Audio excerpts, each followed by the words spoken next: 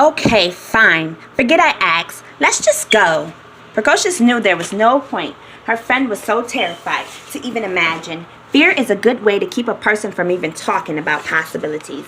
They walk up the rest of the way in complete silence. Another dreadful, boring day. Motionless. Precocious thought to herself, maybe I'll disappear eventually and turn into a complete shadow. But in her heart, Precocious knew. And she still questioned. Why doesn't anyone ever return? Is it possible? Upon reaching the factory, there's a long line waiting to enter into the building.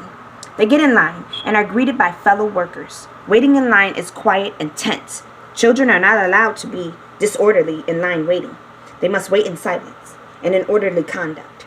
As Precocious and Deterior get closer to the building entrance, the scanning machine can be heard.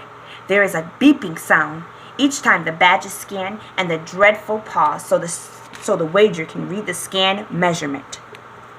As Precocious and Deterior get closer, Deterior starts giving Precocious the nervous look.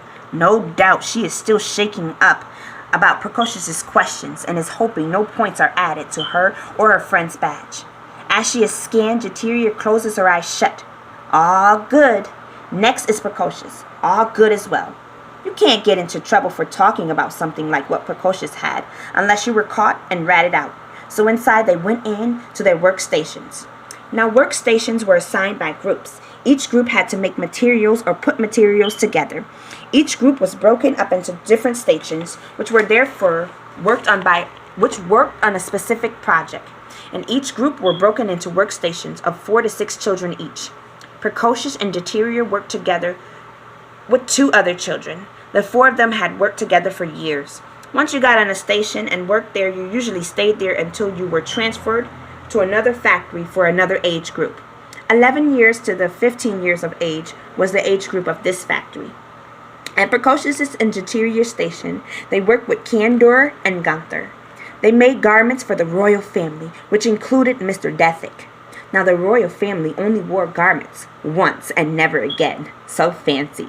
So they constantly needed new garments made daily. They were just one workstation that made garments daily.